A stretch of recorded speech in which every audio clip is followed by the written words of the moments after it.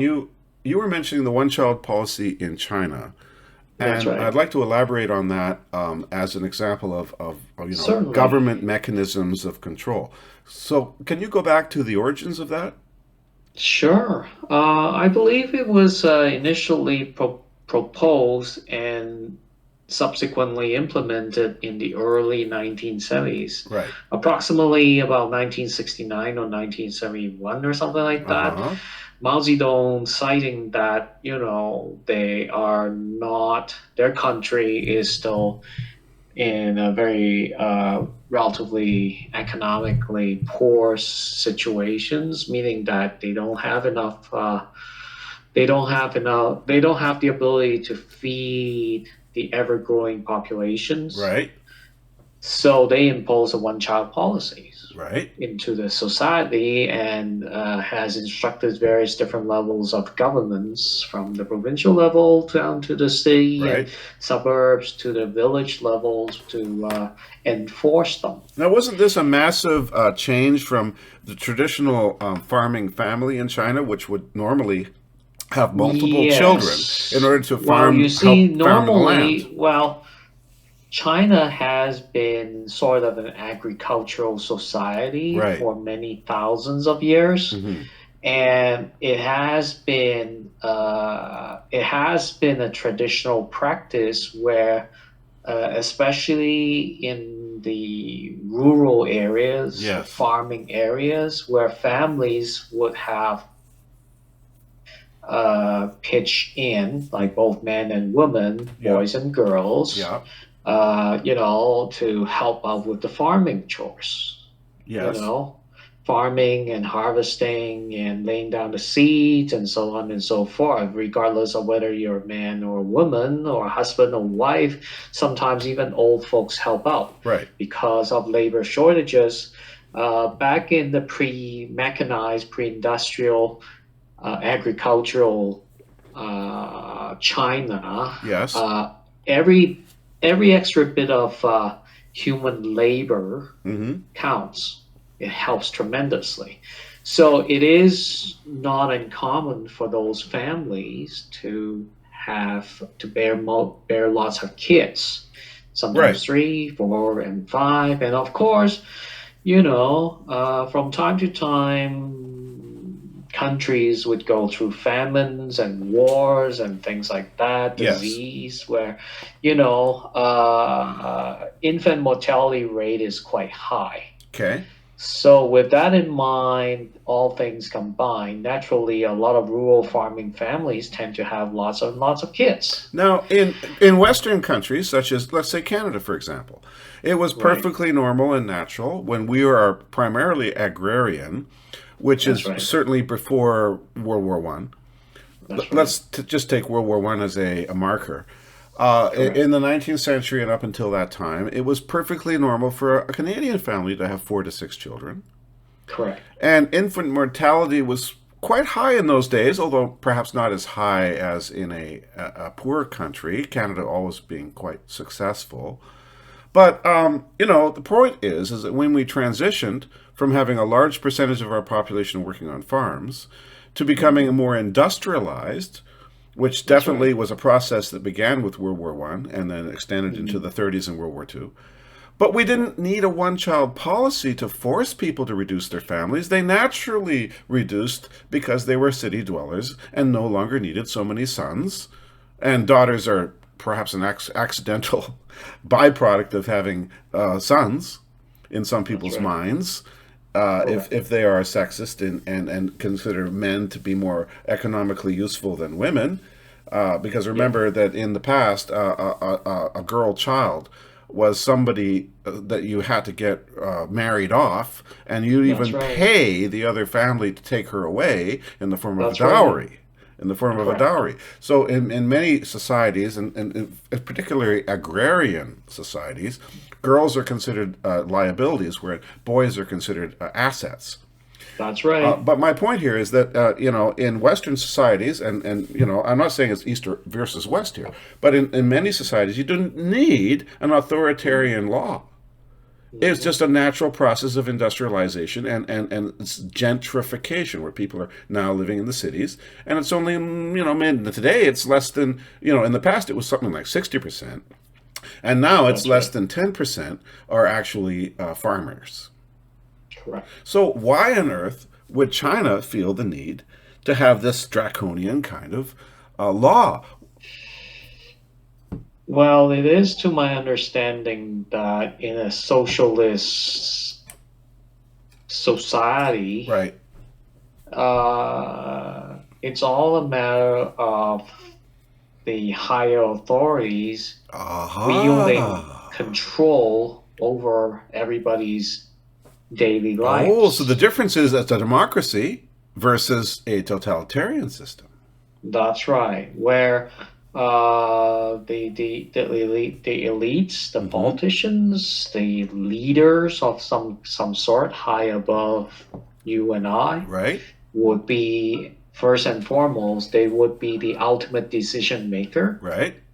They decide how many agricultural products to The produce, how 5 year many plan. machineries to, everything is based on their predefined and Hmm. preset quotas. Right? It's not like, the more you produce, the more efficient you produce, the more profit you make. No, So it's not it's all free. It's pre not free markets. It's not the it's people's decisions. It's all. that's right. It's not natural trends or No, demographics. It's no, it's it's the exertion of control, and people that are in positions of control think that if they don't do that, then they're not in control, and therefore they've lost power. that's right. So they're not going to let the people decide what to do. They're going to force them what So to do. the imposition, so Mao's imposition of one child policy all Yeah. across the entire nation Uh is huh. just that. It's all a matter of control. They Right. set they set the conditions and you have to abide by it. Got it. Now, if you are living in a country where you have that kind of control imposed upon you, Hmm. are you living in a democracy or a totalitarian dictatorship? And I can think of a few recent examples of Hmm. certain things that have gone on in our country of Canada that Hmm. don't seem very natural, don't Hmm. seem very driven from the free choices of the people. It seems Hmm. to me that we've been forced to do certain things with laws, mandates, orders, impositions against our freedom, Hmm. which are completely unnecessary, which we would normally take measures to protect ourselves because we have education, we have Sure, freedom, and we have sure. we have common sense, and we're not living in a jungle without technology. So Hmm. why on earth would our country of Canada, which is based on a very strong and long, democratic tradition, suddenly Hmm. become start behaving like a totalitarian dictatorship vis-a-vis a one-child policy in China, which is not wasn't necessary at all, which would be natural, a part of natural evolution. But suddenly we have dictatorial rules imposed on us in our country because of some imagined health threat. Right. Can we sense? Can we smell fascism in the air? Oh yeah. Oh yeah. But most other people can't. Well, I think that they should open their eyes. I think they should look around them and see these mechanisms of control and how they Hmm. operate and how they are hiding in the shadows, ready to Hmm. pounce, ready to pounce Hmm. on your freedom, ready to pounce on your Hmm. liberty and in your human rights Sure. and perhaps even your very life. Right.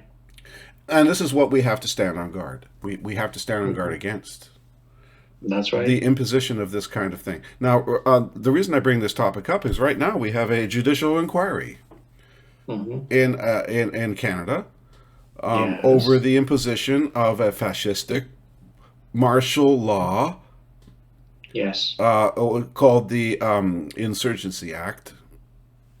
Excuse me, it's Hmm. not called the Insurgency Act, but it's about No, insurgency. it's Okay, about insurgency. yes, Yes. And we've got some very strange things going on in our media.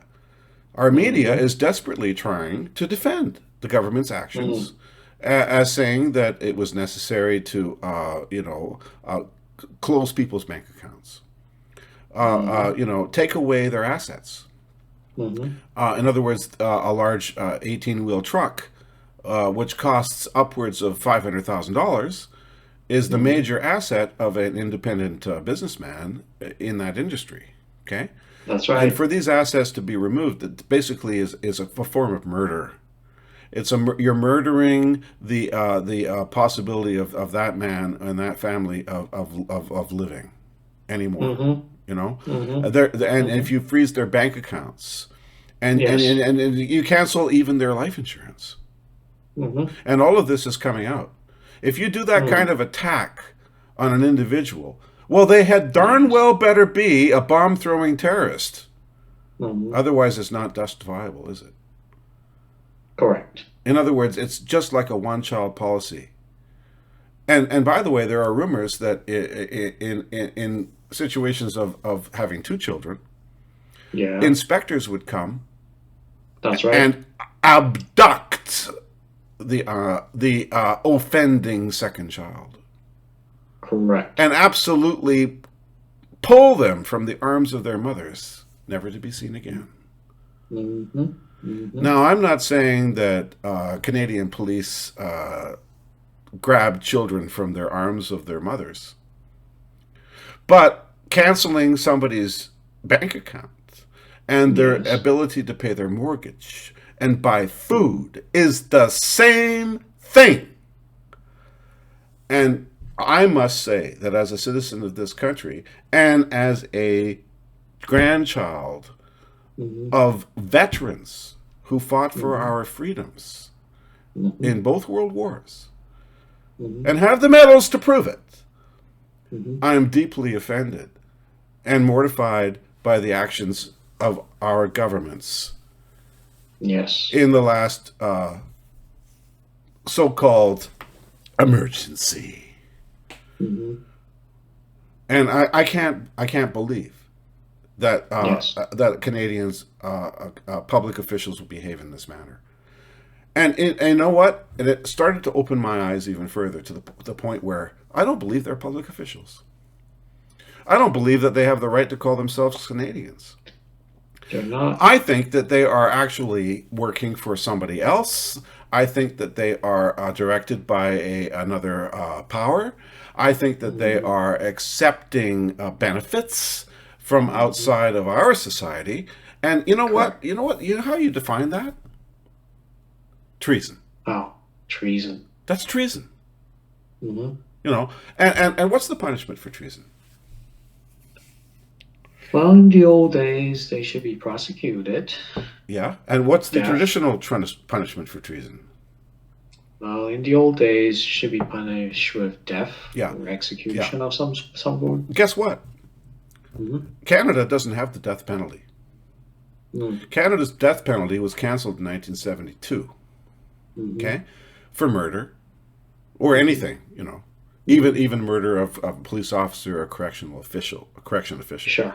Murder is, Yep. capital punishment is no longer on our books, and life in prison or a certain period of time without parole or whatever is now the law of the land, Sure. except for one crime: Mm-hmm. treason. Right. Did you know that? No, I didn't know. Well, guess what? It's true. There is Mm-hmm. one crime that's still punishable by death in this country, and that's treason. Mm. And also, death penalty is possible if you're a member of the military, Mm. and show cowardice in the face of the enemy, and that's only Mm-hmm. in the case when Canada's at war. Right. But in my opinion, Canada is at war.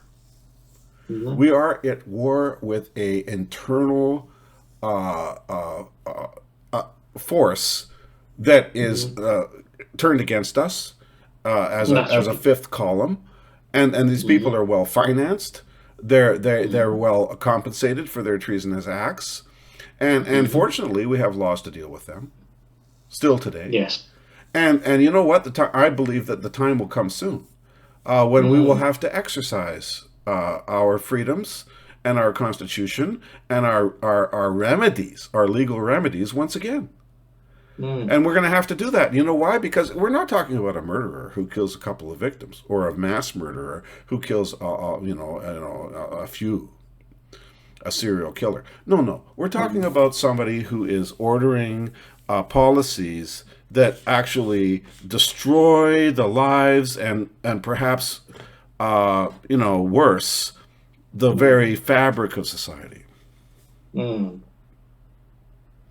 And remember, when I said that we fought against fascism and totalitarianism in both World War One and World War Two. In World War One, Mm. it was feudalism with a czar or a Kaiser, Yes, and in World War Two, it was a fascist with a Führer. that's Or, right. or a what did Mussolini call himself? I can't remember the Italian word, but anyway, the Supremo Dictator, or the Mm. Supremo. Anyway, so the point is that we fought against that, and we put all of our national treasure and all of our young men into that fight. So what are we That's doing right. now? Nothing. Hmm. We're not doing anything, and it's the same battle. It's the same war. It's just done to us in a different theater. Mm. Instead of a theater of war being D-Day, instead of the theater of war being, the skies over Europe, instead of the theater war being the buildings of battleships and airplanes, the arsenal of democracy, instead of that, the theater of war has changed to a different battlefield. Correct. Now it's the media. That's Now, right. now It's it's what the we refer economy. to as invisible enemy. Exactly. Now it's the economy. Okay. It's That's right. economic warfare That's right. done surreptitiously, and it's done with a hidden hand, Hmm. and you cannot tell what's going on. But I do know the fact. The fact is, for example, in the energy field, it costs approximately 25 cents to anywhere between 25 cents and $1.50 to get oil and gas out of the ground. Hmm. So why is it $100 a barrel? Why is that? Because somebody high up in the hierarchy says so. Now, a farmer doesn't, he gets compensated for growing carrots, and the price of the carrots in the supermarket is definitely more than what the farmer gets, Hmm. but it's not 1,000% more. Hmm. It's probably 100% more at the most. Hmm. So why is it 1,000% or more than that percent more for oil and gas, which is the lifeblood of an industrial economy? Why is it a huge, enormous profit like that? Why is that allowed? How is this possible? It's possible because we do not live in a democracy. That's right. We do not live in a democracy. We live in a fascist dictatorship, no different from those who imposed a one-child policy on the families of Chinese people. And whether or not that was necessary or not is not the point. The point is, it's Right. the exercise of power over us. Hmm. Stop.